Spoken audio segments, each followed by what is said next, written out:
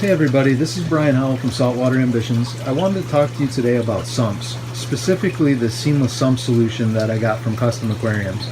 As you can see here, I've got 4 pieces of PVC coming out of my stealth box overflow, running into a sock tub here, and then all of the pieces underneath are actually independent pieces. So I've got one tank here that's a skimmer reservoir. I've got the sock tub here, giant sock tub.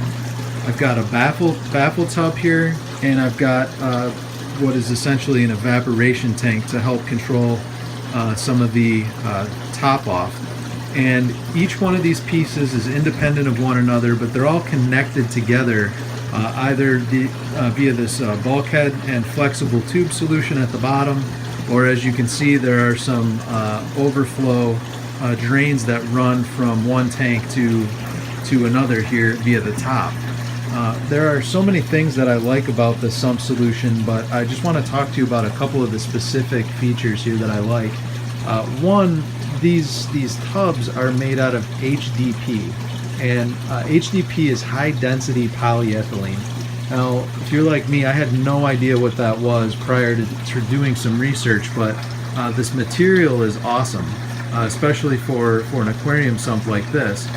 In my past, I've always had acrylic sumps, and you run into issues where over time some of the seams might start to leak, or if you drop something in it or bump it or twist it in any way, it could potentially crack. You deal with discoloring and all that kind of stuff. Well, this material absolutely does not do that. This is really an industrial grade material. You would be hard pressed to do any kind of damage to one of these pieces, whether it's dropping it off a truck when you're loading it, or if you really had to work it to get it into a stand or anything like that. You would really have a hard time doing some damage to these things, even if you wanted to. The other thing is, with this material, just by its nature, nothing really sticks to it. So you don't have to worry about, from a cleaning perspective, any kind of algae growing and sticking to this from the inside. Even if you were to get one of their tanks and have a light on it to use as a refugium, you wouldn't have to worry about algae growth and the inside of these tanks collecting anything that you would have to clean off. As a matter of fact, I had these in my garage prior to bringing them in and setting them up, and one of the tanks actually got some overspray on it of some paint, and it basically wiped right off even after it was dry. This material is amazing. The way they design these things, there are some predefined markings on them. For instance, on the baffle tub here, you'll see there's a max fill line, but you'll also notice these little dimples here, and those can be used if you need to easily drill out your own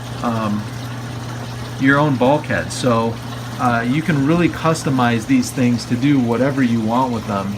They're very flexible solutions, so you're not once you buy one, you're not really stuck with the configuration that you have. It's very easy to move things around and adjust. As you can see, the protein skimmer tank that I have, my protein skimmer is fairly large. This is a very large skimmer, and I have no problem fitting it in the skimmer tub. There's plenty of room to work around it for doing maintenance and any adjustments that I need to make. I really like that. I've got this sock tub here. This is a massive sock tub. As you can see, it's got a glass lid, and it was pre-drilled with these ports for the overflow. There are 4 of them in there, and there are clips to hold in these 4 giant filter socks. And I can show you how big these things actually are.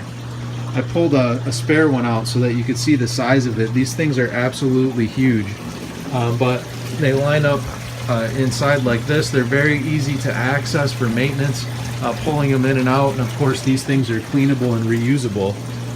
I've got the baffle tub here, so as the water flows out of the sock tub into the baffle, there are trays in here, media trays, that I use for filtration. I think there's 5 or 6 of those in there. And then as part of the baffle, you'll see inside, you can't really see in the video, but I have a 300 watt titanium heater in there. So you don't have to worry about placing the heater in your actual display tank. You can keep it securely down there in the sump. And then I've got 4 return pumps in there. that push the water back up into the display. I love this baffle tub. It's very flexible for anything you would want to add to it. And then I've got this this evaporation tank here that I put RO water in to keep the evaporation under control. These glass tops do help with the evaporation though, and these are really thick, nice glass tops. And as you can see here, the water that's condensation on the top of the glass, it really does help with a lot of the evaporation. So this solution is really nice. It helps to keep everything managed. You can see there the grommet for the power cables on the pumps and the heater. You can see the pre-drilled holes for the return hoses, and you can add anything else that you want to it.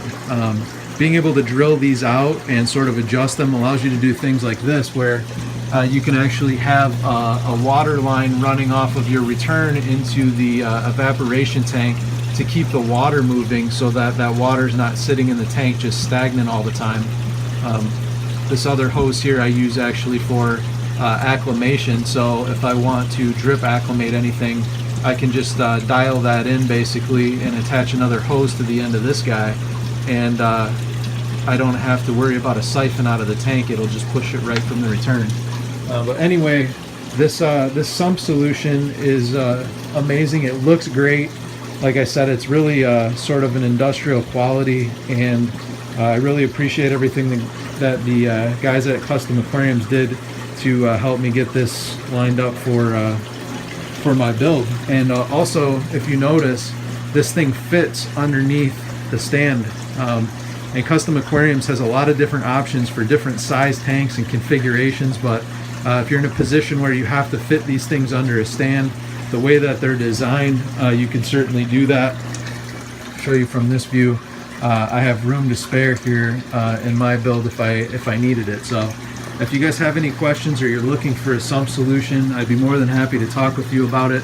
I just wanted to give you sort of an update on what I was running here. So I appreciate it, and I will talk to you all soon.